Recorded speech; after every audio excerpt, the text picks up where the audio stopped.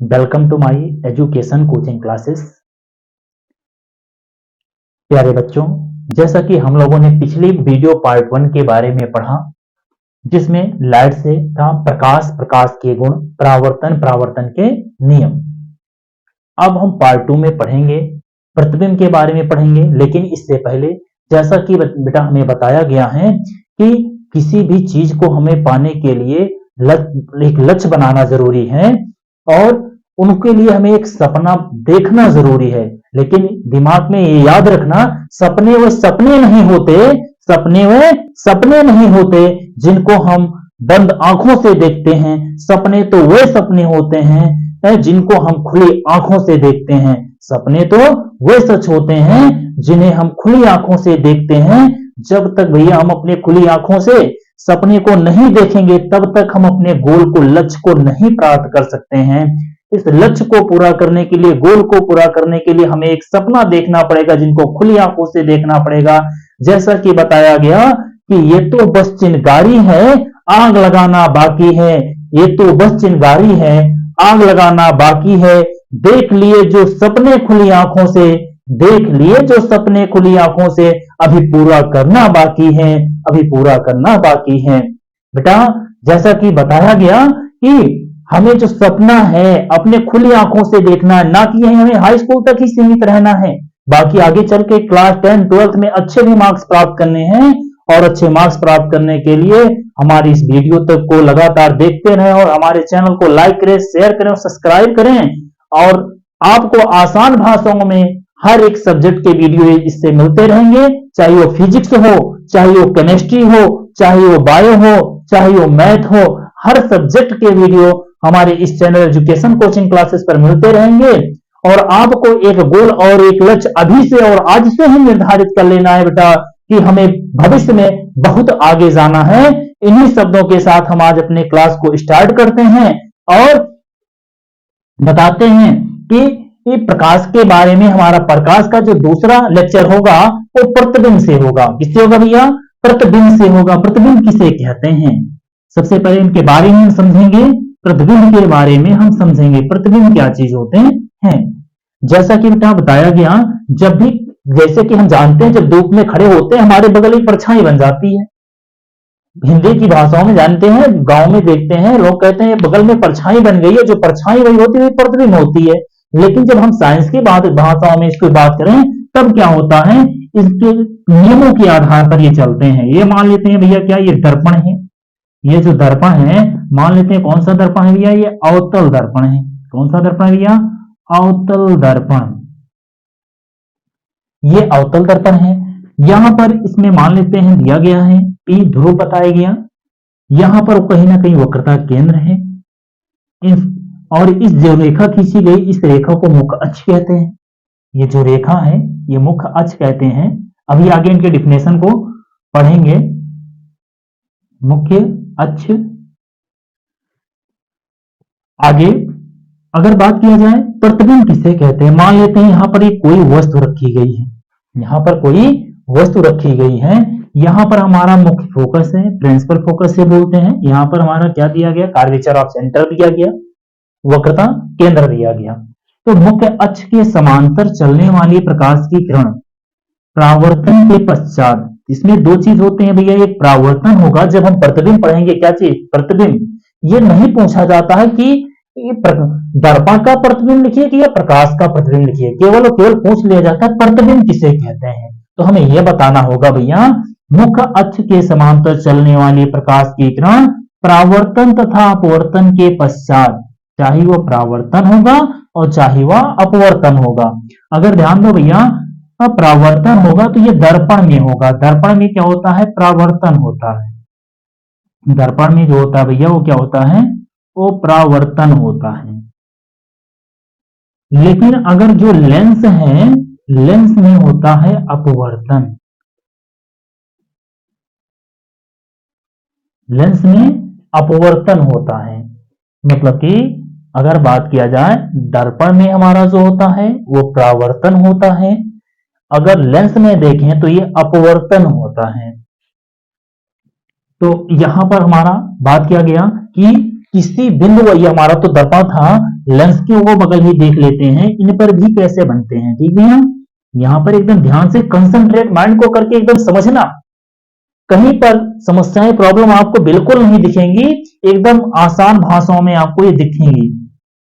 यहां पर मान लेते हैं हमारा क्या है, लेंस है, और लेंस पर क्या होता है भैया, अपवर्तन होता है। दिमाग में एकदम फीड होना चाहिए। अगर वो दर्पण है, दर्पण में परावर्तन होगा, लेंस है, लेंस में तो अपवर्तन होगा।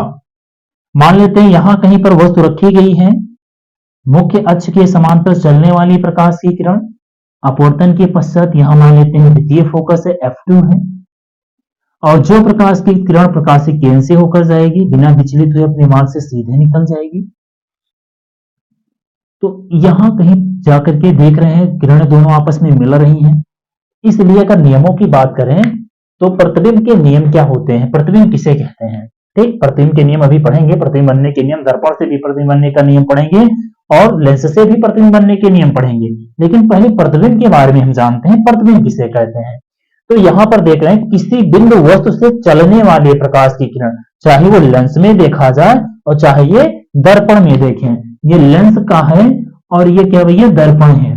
ठीक है, तो यहां पर किसी बिंदु वस्तु से चलने वाले प्रकाश की किरण परावर्तन तथा अपवर्तन, इसमें परावर्तन हो रहा है और इसमें अपवर्तन हो रहा है।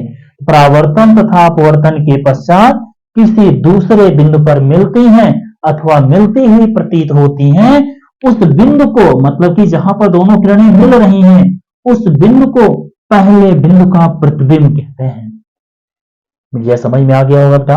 अगर किसी बिंदु वस्तु से चलने वाली प्रकाश की किरण परावर्तन तथा अपवर्तन के पश्चात किसी दूसरे बिंदु पर मिलती हैं अथवा मिलती हुई प्रतीत होंगी, जब प्रतीत होंगी भैया उसको हम डॉटेड लाइन से प्रदर्शित करेंगे। डॉटेड लाइन का मतलब मान लेते हैं क्या दिया गया भैया, दर्पण बनाया गया, यहां पर मिलती हुई प्रतीत होंगी, मिलती हुई प्रतीत होंगी मतलब यहां पर मान लेते हैं F5 फोकस है, यहां पर कर्वेचर ऑफ सेंटर है, मतलब कि यहां पर कोई वस्तु रखी गई है। तो किसी बिंदु वस्तु से चलने वाली प्रकाश की किरण परावर्तन के पश्चात मुख्य फोकस से होकर के जाती है, आती हुई प्रतीत होगी, और यहां से जो प्रकाश की किरण वक्रता केंद्र से होकर के जाती है, आती हुई प्रतीत होती है, परावर्तन के पश्चात उसी मार्ग में वापस लौट जाती है। तो यहां पर देख रहे हैं इसको डॉटेड लाइन से प्रदर्शित किया हुआ है भैया। यह हमारा होता है आभासी प्रतिबिंब। आगे पढ़ेंगे प्रतिबिंब दो प्रकार के होते हैं। हमने बताया किसी बिंदु वस्तु से चलने वाली प्रकाश की किरण परावर्तन तथा अपवर्तन, यहाँ परावर्तन हो रहा है, यहाँ अपवर्तन हो रहा है, अपवर्तन के पश्चात किसी बिंदु पर मिलती हैं अथवा मिलती हुई प्रतीत होती है। यहाँ मिलती हुई प्रतीत हो रही हैं, मिलती हुई क्या हो रही है भैया, प्रतीत होती हैं। इस बिंदु को, इस पहले बिंदु का प्रतिबिंब कहते हैं। इतना समझ में आया होगा। अब हम इनके डिफिनेशनों को लिख लेते हैं। डिफिनेशन को किस प्रकार लिखते हैं, थोड़ा सा अब प्रतिबिंब, प्रतिबिंब के प्रकार जो हैं इनके डिफिनेशनों को क्या कर लेते हैं, लिख लेते हैं। जो प्रतिबिंब हैं इनके दो प्रकार होते हैं। अगर हम पहले प्रकारों की बात करें, होता है भैया एक हमारा वास्तविक, क्या होता है भैया, वास्तविक प्रतिबिंब, वास्तविक प्रतिबिंब, और एक होता है भैया दूसरे नंबर की अगर हम बात करें, दूसरा नंबर जो है वो है हमारा आभासी प्रतिबिंब, आभासी प्रतिबिंब।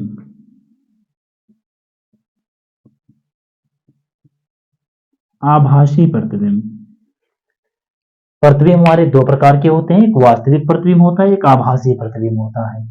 अब ये वास्तविक प्रतिबिंब क्या होते हैं और आभासी प्रतिबिंब क्या होते हैं भैया। किसी बिंदु वस्तु से चलने वाली प्रकाश की किरण, किसी बिंदु वस्तु से चलने वाली प्रकाश की किरण परावर्तन और अपवर्तन, ये ध्यान दे रहेंगे, परावर्तन और अपवर्तन जरूर बोलेंगे बेटा। परावर्तन तथा अपवर्तन के पश्चात किसी दूसरे बिंदु पर जब वास्तव में मिलती हैं, उस बिंदु को पहले बिंदु का वास्तविक प्रतिबिंब कहते हैं। फिर से एक बार जानते हैं, वास्तविक प्रतिबिंब किसे कहते हैं, किसी बिंदु वस्तु से चलने वाली प्रकाश की किरण परावर्तन तथा अपवर्तन के पश्चात किसी दूसरे बिंदु पर जब वास्तव में मिलती हैं, मतलब कि यहां पर वास्तव में मिल रही हैं, तो इसी को हम क्या बोलते हैं भैया, वास्तविक प्रतिबिंब कहते हैं। अगर आभासी प्रतिबिंब की बात किया जाए, आभासी प्रतिबिंब किसे कहते हैं? तो किसी बिंदु वस्तु से चलने वाले प्रकाश की किरण परावर्तन तथा अपवर्तन के पश्चात जब किसी दूसरे बिंदु पर मिलती हुई प्रतीत होती हैं, तो यहां पर देख रहे हैं भैया, मिलती हुई डॉटेड लाइन से प्रदर्शित किया गया, मिलती हुई प्रतीत होती हैं, तब इस बिंदु को पहले बिंदु का आभासी प्रतिबिंब कहते हैं। तो ये तो हमारा रहा भैया वास्तविक प्रतिबिंब और आभासी प्रतिबिंब के बारे में। अब इनके डिफिनेशनों को लिख लेते हैं, लिख के समझते हैं थोड़ा सा।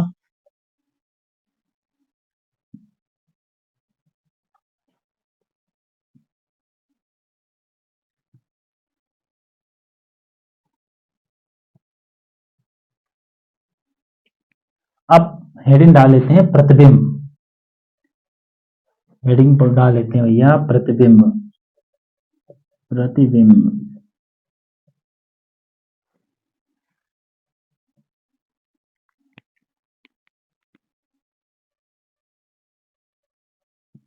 प्रतिबिंब किसे कहते हैं? तो प्रतिबिंब की बात किया जाए, हमने बताया किसी बिंदु वस्तु से, किसी बिंदु वस्तु से चलने वाली प्रकाश की किरण, चलने वाली प्रकाश की किरण परावर्तन तथा अपवर्तन के पश्चात, परावर्तन तथा अपवर्तन के पश्चात किसी दूसरे बिंदु पर, किसी दूसरे बिंदु पर मिलती हैं अथवा मिलती हुई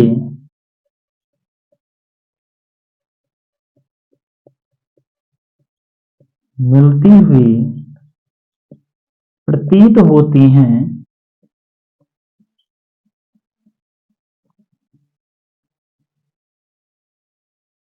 उस बिंदु को, उस बिंदु को पहले बिंदु का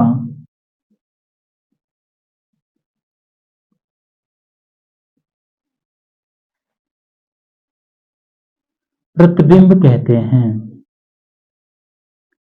पहले बिंदु का प्रतिबिंब कहते हैं।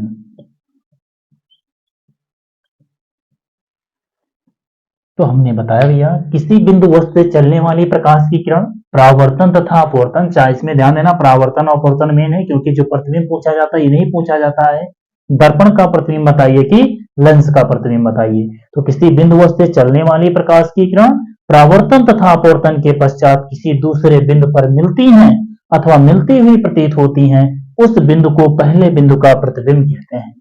अब बात करते हैं भैया प्रतिबिंब के प्रकारों की। अगर हम बात करें, हेडिंग डाल लेते हैं भैया प्रतिबिंब के प्रकार, प्रतिबिंब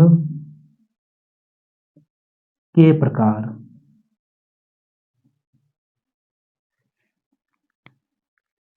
प्रतिबिंब के प्रकार कौन कौन से इनके प्रकार होते हैं? तो प्रतिबिंब के अगर हम प्रकारों की बात करें भैया, प्रतिबिंब के जो प्रकार हैं, प्रतिबिंब दो प्रकार के होते हैं, लिखेंगे प्रतिबिंब, प्रतिबिंब दो प्रकार के होते हैं, दो प्रकार के होते हैं। पहला वास्तविक प्रतिबिंब, वास्तविक प्रतिबिंब, और दूसरा है आभासी प्रतिबिंब।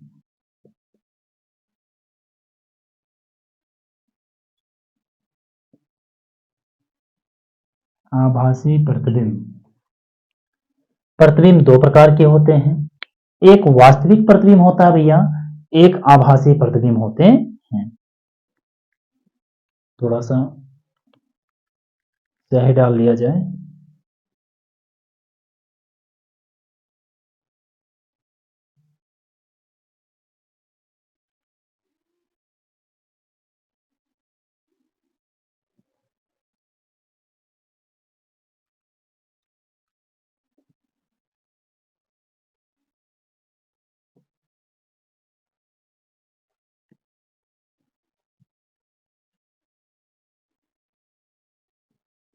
तो बेटा हम लोग बात कर रहे थे क्या चीज, वास्तविक प्रतिबिंब और आभासी प्रतिबिंब किसे कहते हैं। तो वास्तविक प्रतिबिंब किसे कहते हैं और आभासी प्रतिबिंब किसे कहते हैं, अब हम पढ़ते हैं।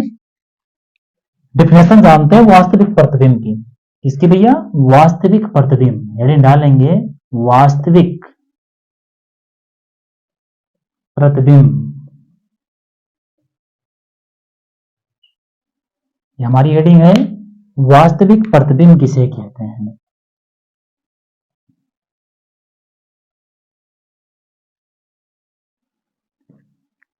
तो वास्तविक प्रतिबिंब की अगर बारे में बात किया जाए, कहते किसे हैं, तो सेम चीजें वही लिखेंगे, किसी बिंदु वस्तु से चलने वाली प्रकाश की किरण, मतलब कि किसी बिंदु वस्तु से चलने वाली प्रकाश की किरण परावर्तन तथा अपवर्तन के पश्चात, चाहे परावर्तन होगा या अपवर्तन होगा, अपवर्तन के पश्चात जब किसी दूसरे बिंदु पर वास्तव में मिलती हैं, उसे हम क्या बोलते हैं भैया, वास्तविक प्रतिबिंब कहते हैं। मतलब कि अगर बात किया जाए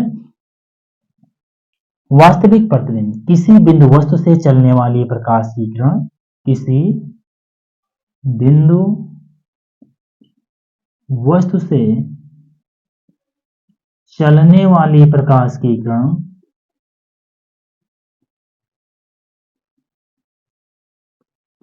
प्रकाश की किरण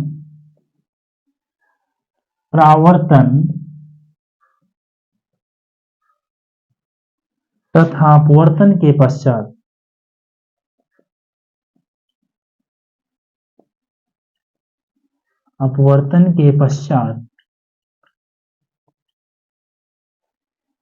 किसी दूसरे बिंदु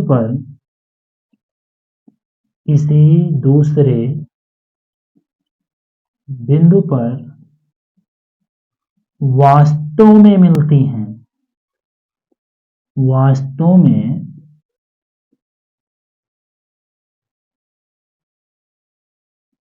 मिलती हैं, तो उसे उस बिंदु का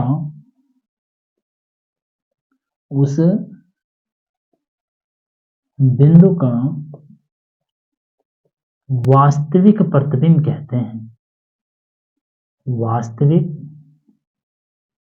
प्रतिबिंब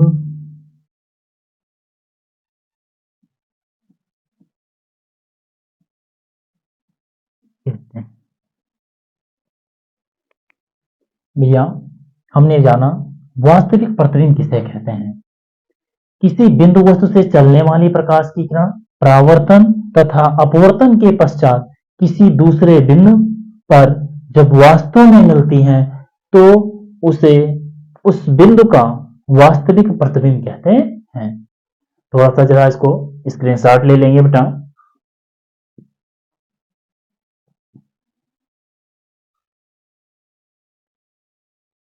अब हम लोग पढ़ते हैं आभासी प्रतिबिंब।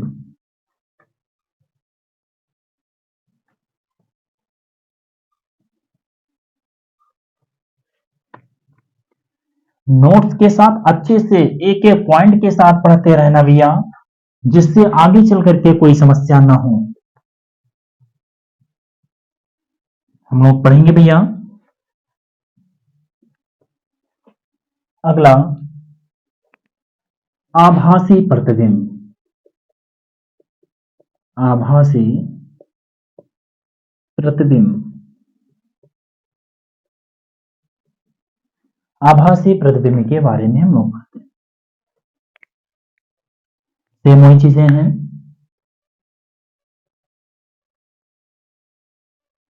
किसी बिंदु वस्तु से चलने वाली प्रकाश की किरण,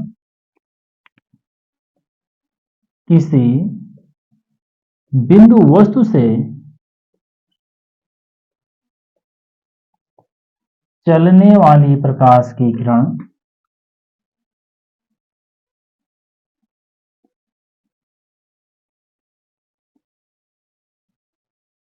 किसी बिंदु वस्तु से चलने वाले प्रकाश की किरण परावर्तन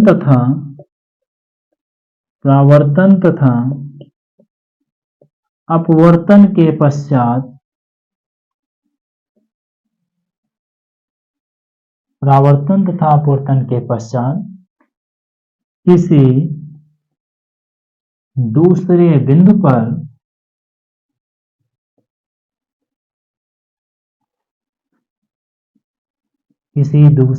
पर मिलती हुई प्रतीत होती हैं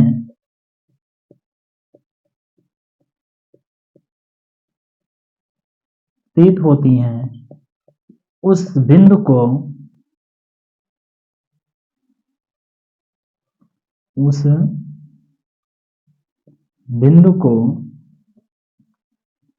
पहले बिंदु का आभासी प्रतिबिंब कहते हैं।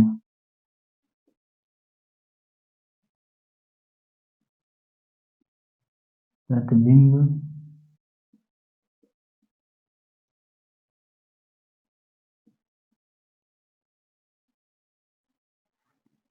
मतलब कि हमने बताया भैया आभासी प्रतिबिंब किसे कहते हैं?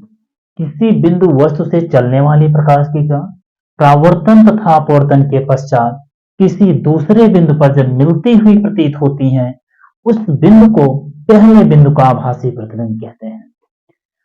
अब अगले टॉपिक अगर हम लोग बात करें भैया तो आएगा हमारा गोलीय दर्पण। ध्यान देना, मोस्ट इंपॉर्टेंट टॉपिक है भैया गोलीय दर्पण। गोलीय दर्पण किसे कहते हैं? पहले इनको हम समझते हैं फिर इनकी डिफिनेशनों को लेते हैं। जैसा भी हम प्रतिबिंब के बारे में पढ़े वैसे अब गोलीय दर्पण के बारे में पढ़ते हैं। गोलीय दर्पण किसे कहते हैं? मान लेते हैं भैया ये कांच का एक क्या है कटा हुआ भाग है। कांच के गोले मतलब कि किसी कांच के गोले का कटा हुआ वह भाग मतलब कि कांच का गोला है। यही सर हम क्या कर लेते हैं कटा हुआ वह भाग जिसमें बाहर की तरफ से या उभरे हुए तल पर लाल ऑक्साइड का पेंट या पारे की कलई की गई होगी तथा धंसा हुआ जो तल होगा वो परावर्तक तल होगा उसे हम गोलीय दर्पण कहते हैं। इस प्रकार की क्रिया को गोलीय दर्पण कहते हैं। गोले का कटा हुआ वह भाग जिसमें बाहर तथा अंदर की तरफ से गोले का कटा हुआ वह भाग जिसमें बाहर तथा अंदर की तरफ से लाल ऑक्साइड का पेंट या पारे की कलई की गई होगी उसी को क्या बोलते हैं भैया गोलीय दर्पण कहते हैं। जो ये उभरा हुआ तल है भैया जिसपे उभरे हुए तल पर कलई की गई होगी तथा एक तल जो होगा वो परावर्तक तल होगा वो हम बोलते हैं इसे हम अवतल दर्पण। ये हमारा है क्या चीज अवतल दर्पण। ये हमारा भैया उत्तल दर्पण।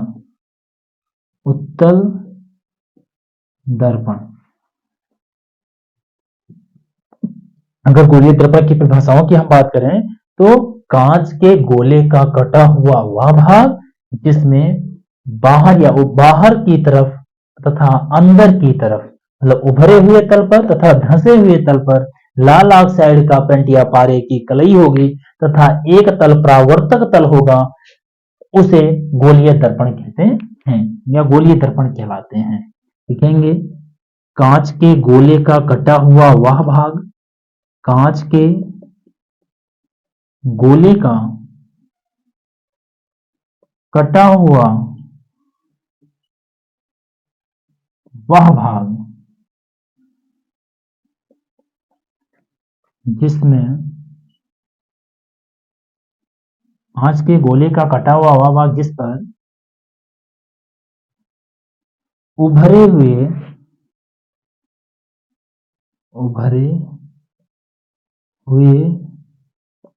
तथा धंसे हुए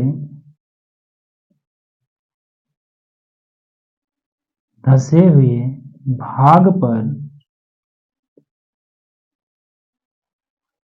उभरे हुए या धंसे हुए चाहे उभरे हुए हो या धंसे हुए भाग पर लाल ऑक्साइड का पेंट या पारे की कलई की गई होती है। लाल ऑक्साइड का पेंट या पारे की कलई की गई होती है।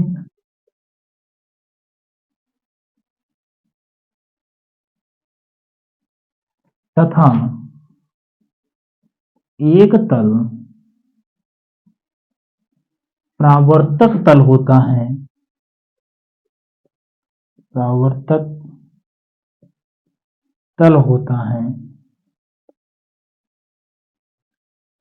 गोलीय दर्पण कहलाते हैं।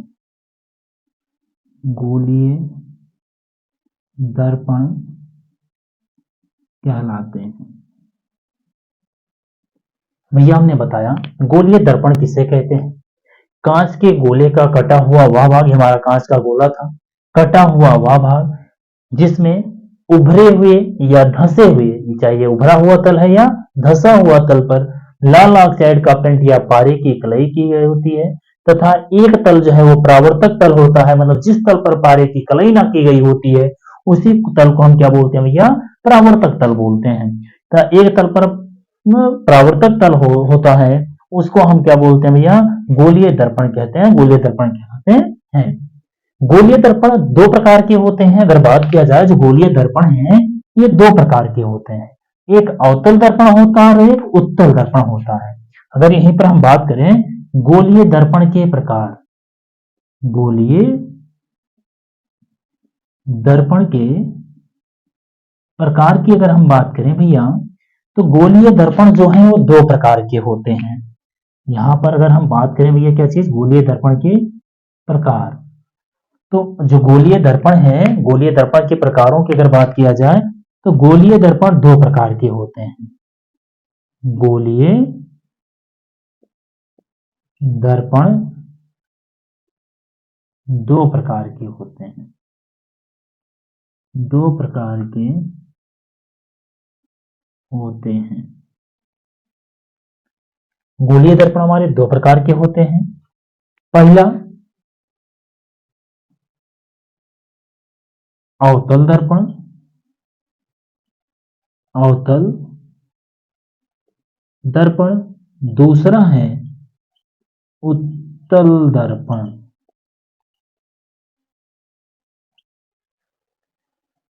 जो गोलीय दर्पण है भैया वो दो प्रकार के होते हैं, एक होता है अवतल दर्पण, एक होता है उत्तल दर्पण।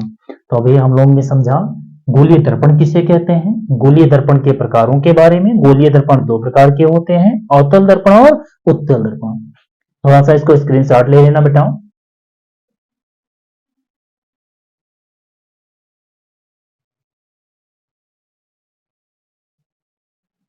अब हम लोग पढ़ेंगे आगे इनके प्रकारों के डिफिनेशनों के बारे में। अगर यहीं पर हम थोड़ा सा समझ लें इनके प्रकार के जो डिफिनेशन होते हैं, हमने बताया वह दर्पण जिनके बाहरी तरफ से मतलब उभरे हुए तल पर लाल ऑक्साइड का पेंट या पारे की कलई की गई होगी, तो धंसा हुआ जो तल होगा वो परावर्तक तल होगा, उसे हम अवतल दर्पण कहते हैं। मतलब कि अगर कोई पूछे अवतल दर्पण क्या है तो एकदम दिमाग में याद रख लेना बेटा कि वह दर्पण जिसमें बाहर की तरफ मतलब उभरे हुए भाग पर लाल ऑक्साइड का पेंट या पारे की कलई की गई होगी, तब जो धंसा हुआ तल है वो परावर्तक तल होता है, उसी को हम क्या बोलते हैं, अवतल दर्पण कहते हैं। अगर हम उत्तल दर्पण की बात करें तो वह दर्पण जो जिसमें धंसे हुए भाग पर, वह दर्पण जिसमें धंसे हुए भाग पर लाल ऑक्साइड का पेंट या पारे की कलई की गई होगी, का उभरा हुआ जो तल होगा वो परावर्तक तल होगा। ऐसे दर्पण को हम क्या बोलते हैं भैया, उत्तल दर्पण कहते हैं। हम अब आगे पढ़ते हैं भैया, इनके डिफिनेशनों को लिखते हैं। नोट्स बनाते रहना, नोट्स बनाना मत भूलना, एक एक पॉइंट को नोट करते रहना, बनाते रहना, कहीं पर इस आपको समस्याएं नहीं दिखेंगी बेटा।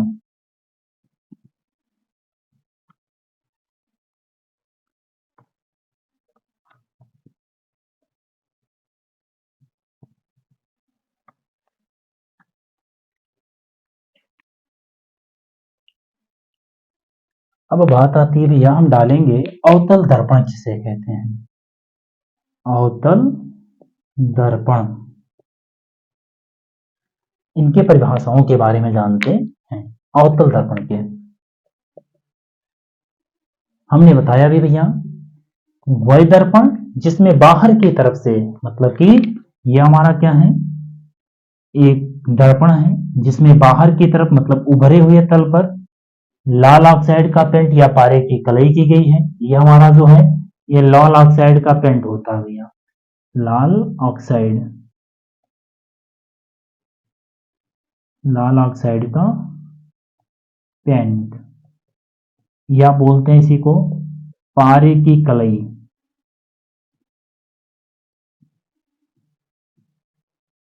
इसी को बोला जाता है भैया लाल ऑक्साइड का पेंट या पारे की कलई बोलते हैं। तथा ये जो धंसा हुआ ये वाला जो तल होता है, इस तल को हम क्या बोलते हैं, परावर्तक तल बोलते हैं। परावर्तक तल मतलब धंसा हुआ जो तल है ये, जिधर पारे की कलई नहीं की गई है, इस तल को हम क्या बोलते हैं, परावर्तक तल बोलते हैं। और ये जो हमारा दर्पण है, ये हमारा जो दर्पण है, कौन सा दर्पण भैया, इसको हम अवतल दर्पण बोलते हैं, अवतल दर्पण कहते हैं। तो अवतल दर्पण की बात किया जाए तो वह दर्पण जिसमें लाल ऑक्साइड का पेंट अथवा पारे की कलई की गई होगी तथा एक तरफ परावर्तक तल होगा, मतलब उभरे हुए भाग पर, उसी को हम क्या बोलते हैं, अवतल दर्पण कहते हैं। लिखेंगे वह दर्पण जिसमें उभरे हुए भाग पर, उभरे हुए भाग पर लाल ऑक्साइड का पेंट, लाल ऑक्साइड का पेंट या पारे की कलई की गई होती है तथा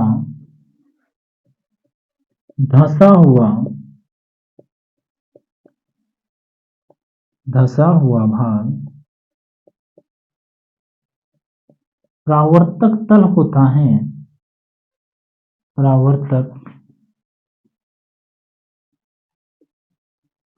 तल होता है, अवतल दर्पण कहलाते हैं, अवतल दर्पण कहलाते हैं। हमने बताया भैया वह दर्पण जिसमें उभरे हुए भाग पर लाल ऑक्साइड का पेंट या पारे की कलई की गई होती है तथा धंसा हुआ जो भाग होता है वो परावर्तक तल होता है, उसी को हम क्या बोलते हैं भैया, अवतल दर्पण कहते हैं। अगर हम बात करें यहीं पे अगला जो डिफिनेशन है उत्तल दर्पण के बारे में, उत्तल दर्पण, उत्तल दर्पण किसे कहते हैं, इनके डिफिनेशनों के बारे में हम लोग पढ़ते हैं, उत्तल दर्पण के डिफिनेशनों के बारे में। तो अभी हमने बताया भैया यह हमारा जो दर्पण है वह दर्पण जिसमें धंसे हुए भाग पर, वह दर्पण जिसमें धंसे हुए भाग पर, ये धंसा हुआ भाग है, वह दर्पण जिसमें धंसे हुए भाग पर लाल ऑक्साइड का पेंट या पारे की कलई की गई होगी तथा उभरा हुआ जो तल होगा वो परावर्तक तल होगा, उसी को हम क्या बोलते हैं भैया, उत्तल दर्पण कहते हैं। मतलब कि ये वाला जो तल है इस पे क्या है भैया, लाल ऑक्साइड का पेंट, लाल ऑक्साइड का पेंट, लाल ऑक्साइड का पेंट, या तो क्या होगी भैया, पारे की कलई, पारे की कलई की गई होगी, और जो ये उभरा हुआ तल है मतलब कि ये जो इसको हम बोलते हैं, इसको को बोलते हैं परावर्तक तल, परावर्तक तल, ये हमारा परावर्तक तल है, इसी को हम क्या बोलते हैं भैया, उत्तल दर्पण कहते हैं। मतलब कि अगर डिफिनेशन की बात करें, वह दर्पण अभी बताया वह दर्पण जिनके धंसे हुए भाग पर लाल ऑक्साइड का पेंट या पारे की कलई की गई होगी तथा उभरा हुआ तल परावर्तक तल होगा, उसी को हम क्या बोलते हैं भैया, उत्तल दर्पण कहते हैं। तो लिख लेते हैं डेफिनेशन, वह दर्पण जिसमें उभरे हुए धंसे हुए जिसमें धंसे हुए भाग पर लाल ऑक्साइड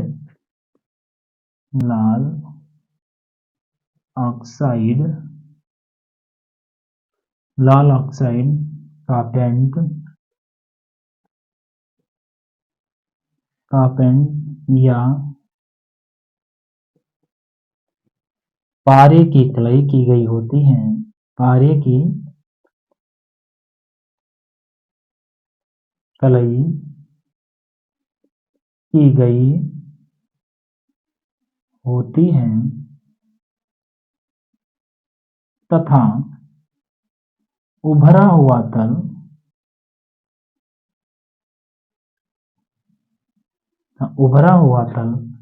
परावर्तक तल होता है, परावर्तक तल होता है, उत्तल दर्पण कहलाते हैं, उत्तल दर्पण कहलाते हैं।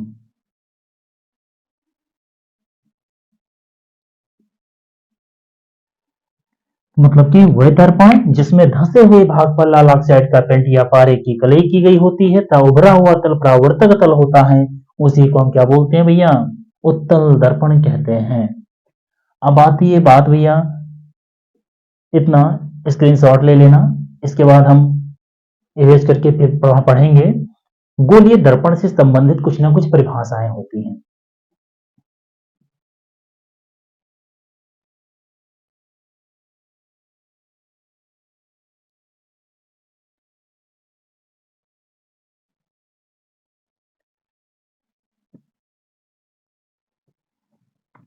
अब हम लोग पढ़ेंगे भैया इसके बाद गोलीय दर्पण से संबंधित परिभाषाएं।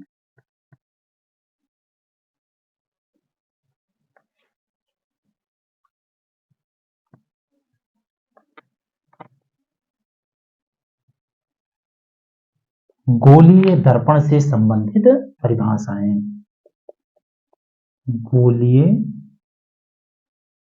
दर्पण से संबंधित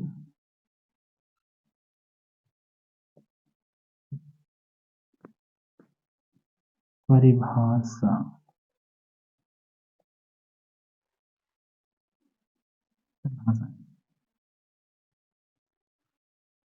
तो यहां पर देखो भैया, अभी गोलीय दर्पण जो पढ़े थे, दर्पण हमने पढ़ा, चाहे गोलीय दर्पण में हमारे दो प्रकार के दर्पण पढ़े, एक उत्तल दर्पण पढ़ा था और एक अवतल दर्पण पढ़ा था, जिसमें उभरे हुए भाग पर लाल ऑक्साइड का पेंट या पारे की कलई की गई होगी उन्हें हम अवतल दर्पण कहेंगे।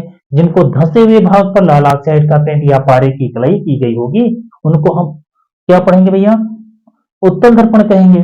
तो अब इसमें सब पहले डेफिनेशन होगी वो ध्रुव की बात करते हैं, ध्रुव किसे कहते हैं।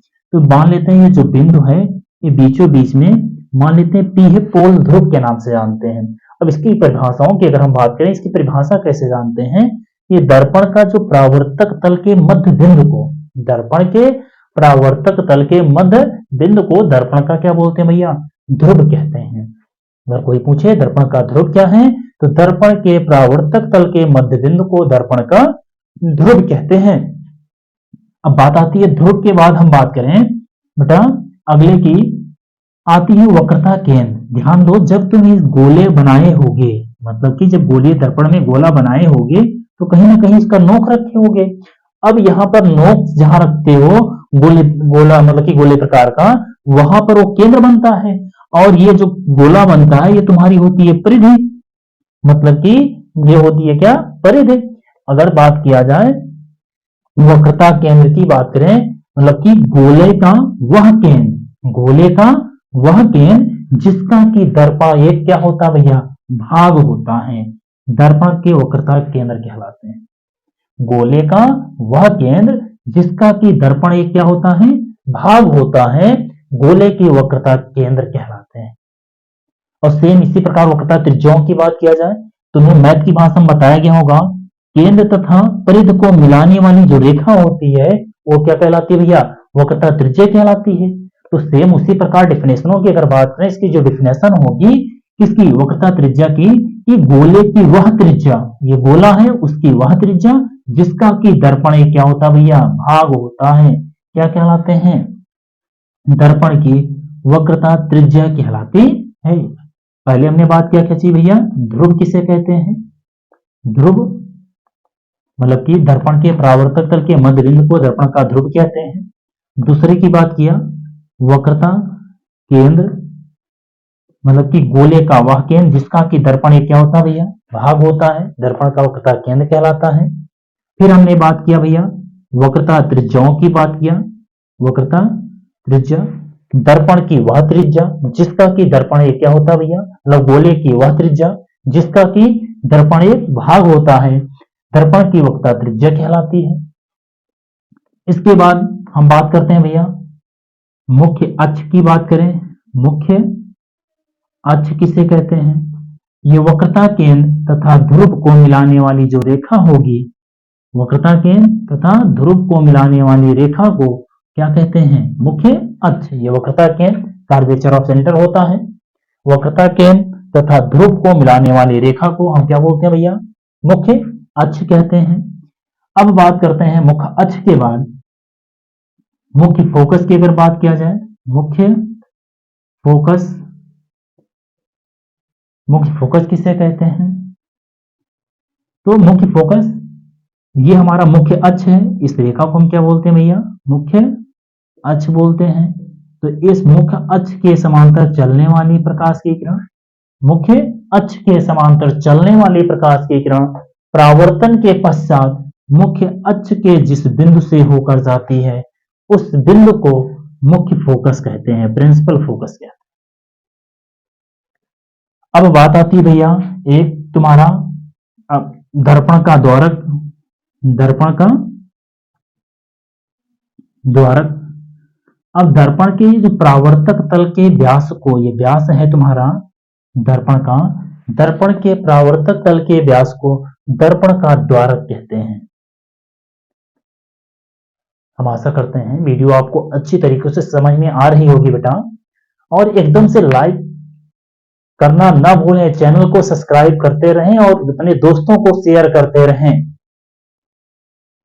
जिससे आपको पढ़ने में और ज्यादा एंजॉय आएगी। अब हम अगले इनके डिफिनेशनों की बात करें, डिफिनेशनों को लिखते हैं। इनके अब एक एक डिफिनेशनों को फिर लिखते हैं भैया। अब इनसे संबंधित कुछ परिभाषाएं। पहली परिभाषा क्या आती आएगी भैया, ध्रुव आएगी। क्या आएगी, ध्रुव। ध्रुव किसे कहते हैं, अगर हम ध्रुवों की बात किया जाए, ध्रुव किसे कहते हैं, तो ये हमारी पहली परिभाषा है इसकी, ध्रुव की। हमने बताया दर्पण के परावर्तक तल के, दर्पण के परावर्तक तल, परावर्तक तल के मध्य बिंदु को, मध्य बिंदु को दर्पण का ध्रुव कहते हैं।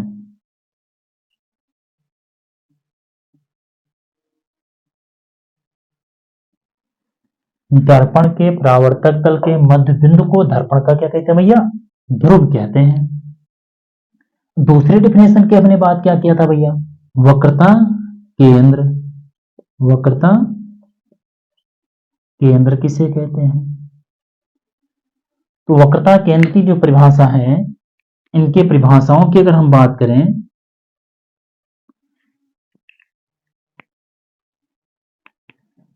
तो दर्पण के परावर्तक तल के, नहीं भैया सॉरी, वक्रता केंद्र गोले का वह केंद्र जिसका कि दर्पण क्या होता है, भाग होता है, मतलब कि गोले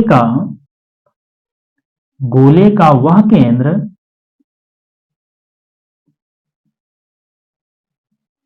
जिसका दर्पण जिसका कि दर्पण जिसका दर्पण एक भाग होता है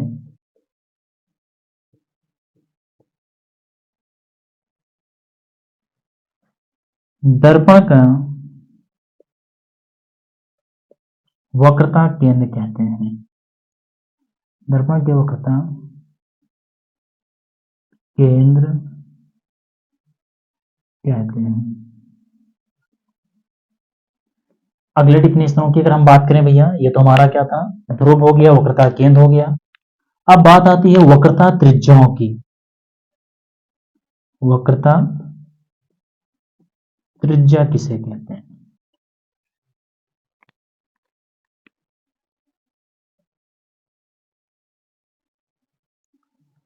अभी बताया, गोले की वह त्रिज्या जिसका कि क्या होता है भैया, दर्पण एक भाग होता है। गोले की वह त्रिज्या जिसका कि दर्पण एक भाग होता है। लिखेंगे, गोले की वह त्रिज्या, गोले की वह त्रिज्या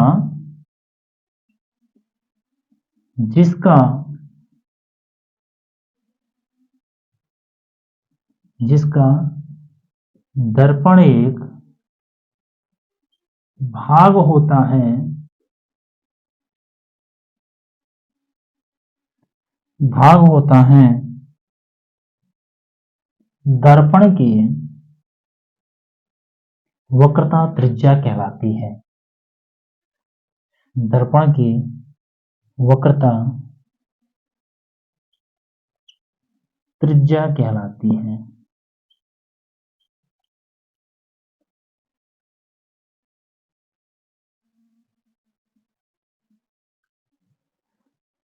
जैसा कि भैया हमने बताया, ध्रुव किसे कहते हैं? दर्पण के परावर्तक तल के मध्य बिंदु को दर्पण का ध्रुव कहते हैं।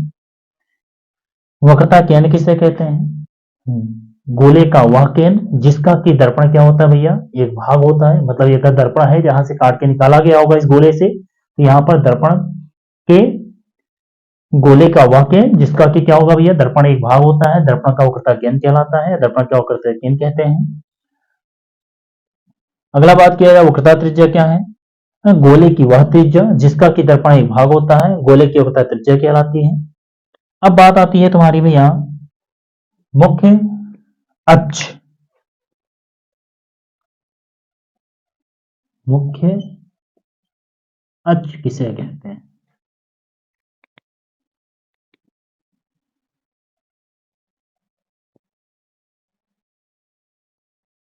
मुख्य अक्ष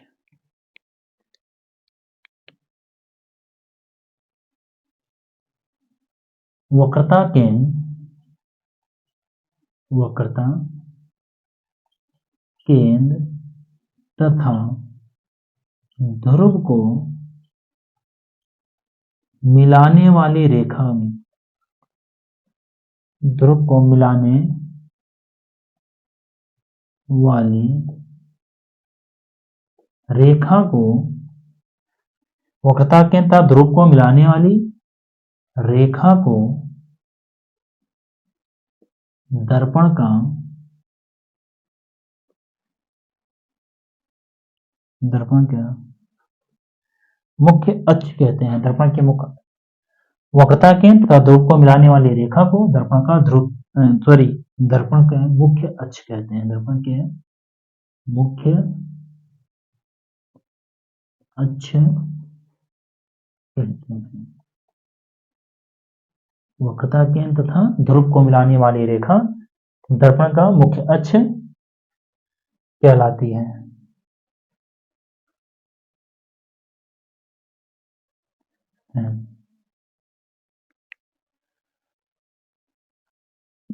इतना स्क्रीनशॉट ले लेना बेटा।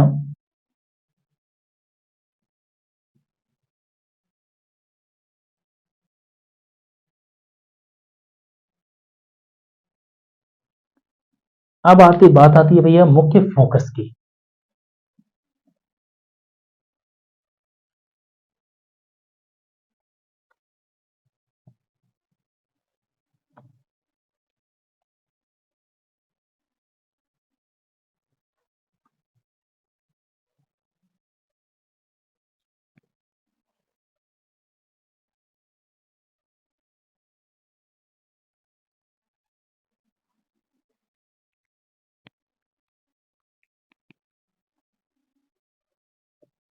मुख्य फोकस।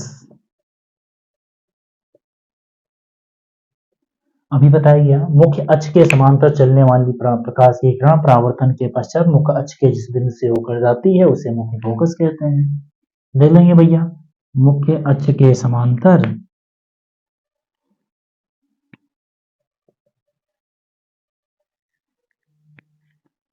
मुख्य अक्ष के समांतर मुख्य अक्ष के समांतर चलने वाली प्रकाश की किरण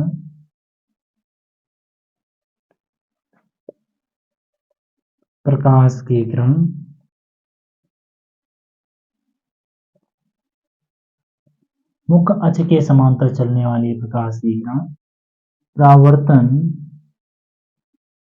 के पश्चात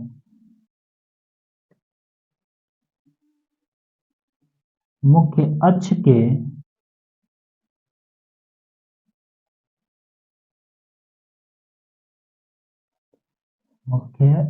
के यहाँ पर ये जो है फिगर का अलग है भैया,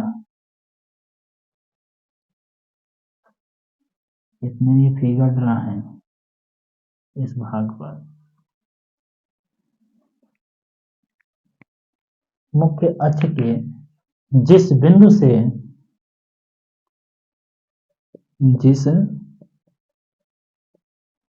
से होकर जाती है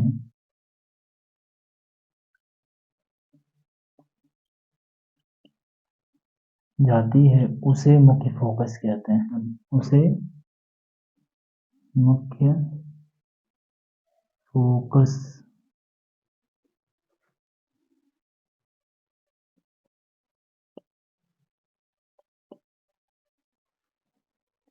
अब एक बात लास्ट आती है, दर्पण का द्वारक। दर्पण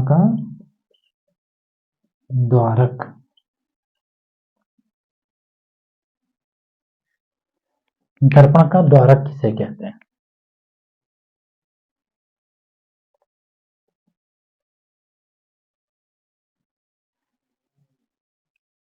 हमने बताया भैया दर्पण का द्वारक किसे कहते हैं। ये जो दर्पण का जो परावर्तक तल के व्यास को दर्पण के परावर्तक तल के व्यास को दर्पण का द्वारक कहते हैं। दर्पण के परावर्तक तल के व्यास को परावर्तक तल के व्यास को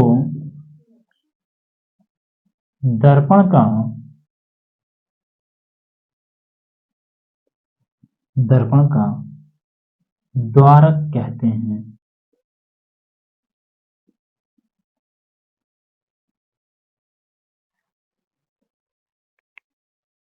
तो भैया हमने जाना, एक बार जल्दी जल्दी डिफिनेशनों को समझ लेते हैं। ध्रुव किसे कहते हैं? दर्पण के परावर्तक तल के मध्यबिंदु को दर्पण का ध्रुव कहते हैं। अब बात किया गया दूसरा हमने डिफिनेशन की बात की है, वक्रता केंद्र किसे कहते हैं? गोले का वह केंद्र जिसका कि दर्पण एक भाग होता है। दर्पण के क्या कहलाते हैं? वक्रता केंद्र कहलाते हैं। वक्रता त्रिज्या दर्पण की वह गोले की वह त्रिज्या जिसका कि दर्पण एक भाग होता है, दर्पण की वक्रता त्रिज्या कहलाती है। अब बात करते हैं भैया मुख्य अक्ष वक्रता केंद्र तथा ध्रुव को मिलाने वाली रेखा को मुख्य अक्ष कहते हैं। इसके बाद बात आती है मुख्य फोकस। मुख्य अक्ष के समांतर चलने वाली प्रकाश की किरण परावर्तन के पश्चात मुख्य अक्ष के जिस बिंदु से होकर जाती है उस बिंदु को क्या बोलते हैं भैया? मुख्य फोकस कहते हैं। ये हमारा प्रिंसिपल फोकस होता है, मुख्य फोकस होता है। बात आती है दर्पण का द्वारक किसे कहते हैं? दर्पण के परावर्तक तल के व्यास को दर्पण का द्वारक कहते हैं। बस आज का वीडियो इतना ही। Thank you. बस आप सब हमारे इस एजुकेशन कोचिंग क्लासेस से जुड़े रहें, लाइक करें, शेयर करें और चैनल को सब्सक्राइब करें। धन्यवाद बेटा, और इस वीडियो को लास्ट तक जरूर देखने का प्रयत्न करें। अगले वीडियो अगले पार्ट में मिलेगा, पार्ट 3 में। इस प्रकार से अभी बाकी हैं, तुमको उसमें पढ़ाया जाएगा। यूवीएफ में संबंध बाकी हैं, वक्रता